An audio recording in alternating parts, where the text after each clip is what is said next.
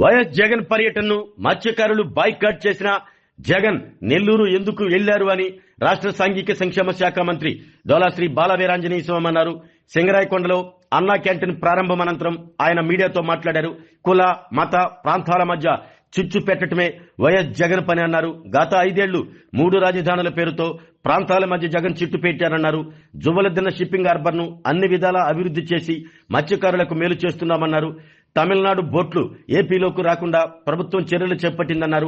మత్స్యకారులకు వేట నిషేధ భృతి 20,000 ఇస్తున్నామని, దీనికి తోడు సబ్సిడీకి వలలు మోటార్ బోట్లు అందజేస్తున్నామన్నారు.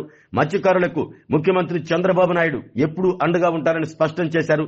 ప్రజలు వైసీపీని 11 అసెంబ్లీ సీట్లకే పరిమితం చేసిన వైఎస్ జగన్ తీరు మాత్రం మారలేదని మంత్రి స్వామి విమర్శించారు. ఎందుకు ఆయన అక్కడికి వెళ్తాడో తెలియదు.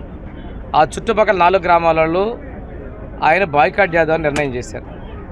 ప్రాంతీయ ద్వేషాలు, కులాల మధ్య చిచ్చు, మతాల మధ్య రచ్చ చేయాలనేది ఆయన ఆలోచన.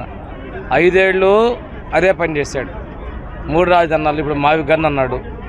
ఈరోజు వచ్చేసి మనం ఈ ప్రాజెక్టు తెస్తే దానికి మళ్ళీ ఏదో రెచ్చగొడతాడు ఆ ప్రాంతంలో. మేము ఒకటే చెప్తున్నాం, ఈ ప్రాజెక్టు కట్టినటువంటి 150 ఎకరాల మంది మిగతాది మొత్తం కూడా మత్స్యకారులు చెందుతుంది. స్పష్టంగా మేము చెప్పాం. ఈరోజు ఆయన వచ్చి సోనా బోటు గురించి వలకపోస్తున్నాడు. మరి 5 ఏళ్ళు ఏం చేశాడో మేము చెప్తున్నాం. ఆ బోట్ల నియంత్రణ కోసం ప్రభుత్వం సిద్ధంగా ఉంది. 4 బోట్లు ఇస్తున్నాం, అన్ని చర్యలు తీసుకుంటున్నాం. ముఖ్యమంత్రి గారు ప్రకటించారు కూడా. ఈరోజు ఆయన వచ్చేసి ఏదో అన్యాయం జరుగుతున్నాడు, పులివెందుల్లో మన ప్రాంతం ఇంత, ఈ ప్రాంతంలో చేపల షాపులు వస్తాయని కూడా నేను అనుకోలేదని చెప్పినంత అజ్ఞానంతో ఉన్న వ్యక్తి ఈరోజు మత్స్యకార భరోసా 20,000 రూపాయలు మేము ఇస్తున్నాం. ఏటా పోయారో సరిపోతే వాళ్ళకు కూడా మేము ఇన్సూరెన్స్ లాగా మేము ఇస్తున్నాం. 50 ఏళ్ళకు మత్స్యకారులు పెన్షన్ ఇచ్చింది మేము. ఆ రోజు మత్స్యకార సేవలు అని చెప్పేసి మేము ఆ రోజు 31 పేజీల మీద ఇస్తే, తర్వాత నువ్వు పెన్షన్ తీసుకున్న కోతలు పెట్టి వాళ్ళని ఇబ్బంది పెట్టి నువ్వు కాదా అని అడుగుతా ఉన్నా. ఈరోజు 20,000 రూపాయలు మేము వాళ్ళకి చేస్తున్నాం. అదేవిధంగా ఇప్పుడు మనం జువల్దీన్లో పెట్టిపోయే దానివల్ల ఆ ప్రాంతంలో 800 కోట్ల పైచలకు పెట్టుబడులు వస్తున్నాయి.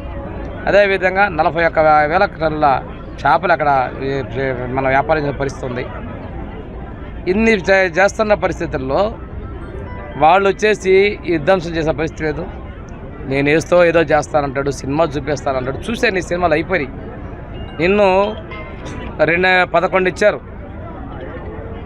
నువ్వు ఇంకా రెచ్చగొట్టే పని చేస్తే మేము ప్రజాస్వామ్యాలు వెళ్ళినాం, ప్రజాస్వామ్యంగా మేము ముందుకు పోతున్నాం. అంతేగాని నీలాగా ఇలాగ తాళ్ళు కట్టడం, తాళాలు వేయటం, కేసులు పెట్టడం ఏం చేయాలి.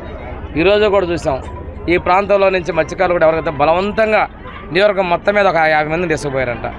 నీకు నిజంగా అక్కడ బలం ఉంటే ఇక్కడి నుంచి ప్రకాశం నుంచి జనాలు ఎందుకు తెమ్మని అడిగావు, టార్గెట్లు ఎందుకు పెట్టావు? దాన్ని బట్టి మీరు అర్థం చేసుకోవాలి అది ఏందనేది.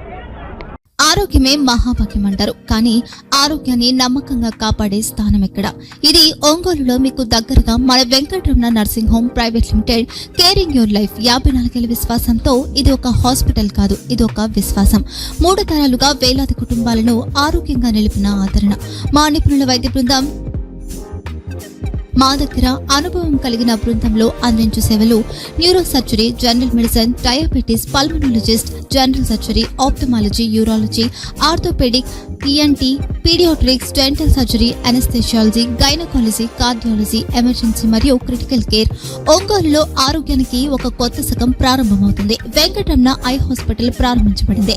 కంటి ఆరోగ్యానికి ప్రత్యేక పరిష్కారంగా ప్రభుత్వ ఉద్యోగులు, రిటైర్డ్ ఉద్యోగులు మరియు వారి కుటుంబ సభ్యుల కోసం ఈహెచ్ఎస్ ద్వారా వైద్యం, క్యాష్లెస్ సేవలు, మెడియాసిస్, స్టార్, జీహెచ్పీఎల్, ఆదిత్య బిర్లా, బజాజ్ అలియన్స్ మరియు ఇతర ప్రముఖ హెల్త్ స్కీమ్లు అందుబాటులో ఉన్నాయి.